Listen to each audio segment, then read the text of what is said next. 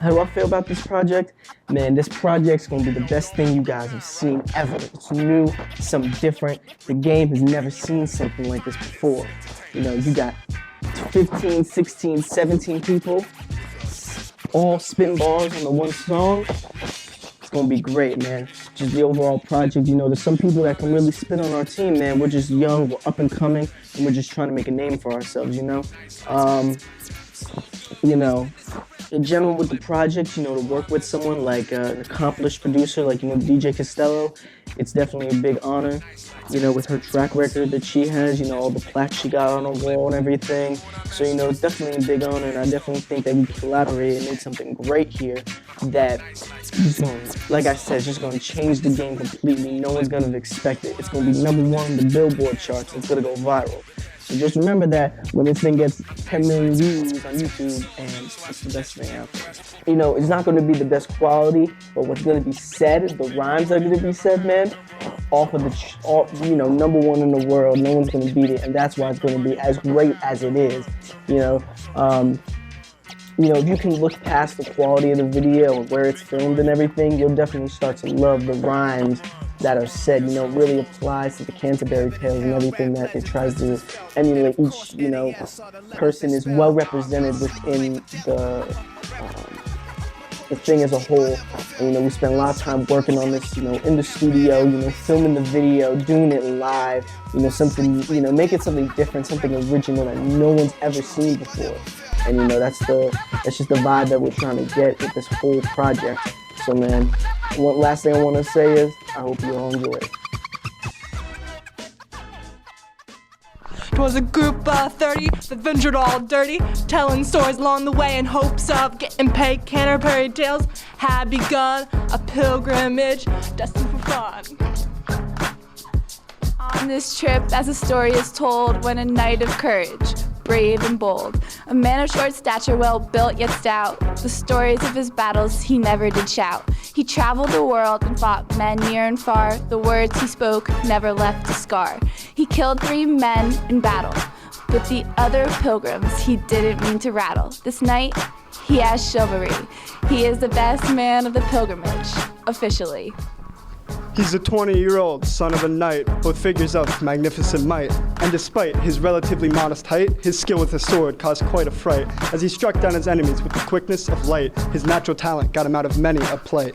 It seemed that his prowess was a birthright, making him into quite the desirable sight. Woke up quick at about noon, and I thought that I had to be in Tabard soon. Gotta get drunk before the day begins, before my innkeeper starts whining about patrons. Cruising down the street in my sandals, outranking the freaks, clocking the handles of wine. Went to the inn to get the details, pilgrims out there cold shooting some tales. A horse pulls up, who can it be? A fresh Clydesdale trotting close to me. He got off his horse and he started to say, it's all about telling the best story, 'cause the boys in the inn are always hard. Tell the best tale, we'll pull your tab. Knowing nothing in life but to be legit. Don't quote me, boy, 'cause I don't outrank it. You walk around town like you're all that. You're dressed in elegant clothes, but you're nothing but a rat. You shun the rosary and don't follow holy writ. You gotta see, you ain't nothing, just a hypocrite. You hate them Jews and all that they say. You better watch out, 'cause they're gonna slit your throat one day. Your nose singing is anything but good, and your French speaking is misunderstood. So look at yourself in the mirror and question who you are. Your fat appearance ain't taking you far. Then there was a manly monk, even though he was in quite a funk. He hunted through the woods at night, killing creatures left and right. His clothes adorned in golds and reds, one can bet his house has many beds. With other monks he didn't interact, his love for old teachings truly lacks. The sun shone brightly off his head, while his belly was full of drinks and bread. You won't see the monk without his friends, his greyhounds and horses with whom he spent. Friar? No one can beat him, man. His just cadence and how he said everything, man, is second to none. No one can touch it. It's different from anything you've ever seen before. friar from Canterbury is a religious figure meant to beg for the poor and to beg with vigor. He spends his time seeking glee. Time should be spent as the missionary. He is meant to be poor and give his wealth to the needy, but he keeps what he makes, which must seem quite greedy. His cape is adorned with many a gift that he gets from his patrons when they got to a rift. He avoids the ill, though the converse is his duty. He sees nothing, no pay, and cannot see the beauty of helping the sick and the ill and the lepers. Instead he sees them, and he becomes a quick stepper. He yearns for more power than his title commands. This is why he wants to be known as a pope, not just a friar, man. That's the tale of the friar, and it ain't an impressive one. He's corrupt and immoral, far less noble than the night's sun. There once was a clerk who never did work. He liked philosophy and read with ferocity. He was polite, though money was tight. He liked to pray, and for his stories all would stay. I'm the sergeant of law. If you look at me, you'll have a face full of awe. I'm full of intelligence, but at the same time full of arrogance. Because I'm a man of wise, I've been given the chance to be a part of the justice of assize. Because of my high title, I gained many gifts and was given many profits. There is no one better than me. I seem like I am a working bee, but I seem to be busier than I really is. I remember every case and crime since King William's reign, and I always know what the other side is going to say. It seems as though I don't have any kind of flaw. I'm that old sergeant of law. Hey, so here's the scoop on the Franklin. He's a pretty cool dude. That's what Chaucer's saying. It's said that Epicurus is his father, and from the looks of it, this isn't a bother. The Franklin lives in wealth and ease, for every day he eats bread, wine, and cheese. And he also shares with many others, so don't forget to bring all your brothers. His table is set every day. It sits right there in his hallway. He loves to entertain, so don't fret. He has wine in the cellar and lots of baguettes. He looks like Santa with a beard so white, and he even carries a sack. That's right, he's a jack of all trades, a busy guy, a Lord Sheriff Sire, but not a rabbi. I am the sailor man, to all the haters, man. I am super tan, living on the seas is my spray tan. I go around the world, Carthage, England, Spain, and if you don't listen to me, I'll bring the pain. I ride these waves every day. My captain's boat will bring me your way. I drink all my favorite wines. It really puts my captain's knickers in a bind. I told the great tale. The host is love with it with no avail. It's tabard time, shipment out. What's my name? I'm the doctor. I can fix you up with just one author. I use 4 humors to help my consumer. I claim that I cure the plague, more like a big white lie instead. I'm the best you have ever seen. I don't know the Bible, only Adam and Eve. Well, at least I'm well educated. That's how I keep you well medicated. Only thing that I really need is the gold. Got so much, I just hit 5-fold. Still, I really spend it, keep it on hold. I'm the good guy in the bright red clothes. Wait, Chaucer thinks I'm greedy? At least I'm not one of the needy. And one thing he can't ever say is that he doesn't respect my knowledge array. It all started back in a city called Bath, where I met 5 men soon they felt my wrath.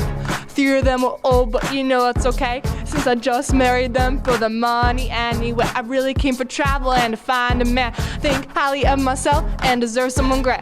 These gaps between my teeth mean nothing but lust. All this love experience makes me a must. I might be deaf in one ear, but deserve the best. All my wealthy clothes will remind you of the rest. Oh.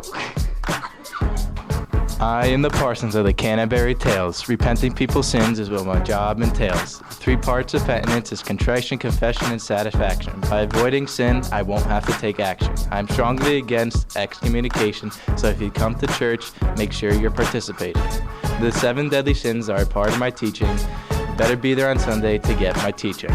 The worst of them is envy, so live a godly life so it won't be deadly. I give money to the needy, even if they're looking skeevy. So Chaucer thinks I'm the best priest. This is because I practice what I preach. If you follow the virtues of love, God will make sure you go above. I'm devout and scholarly. In my sermons, you will hear this clearly. Who do I think spits the best?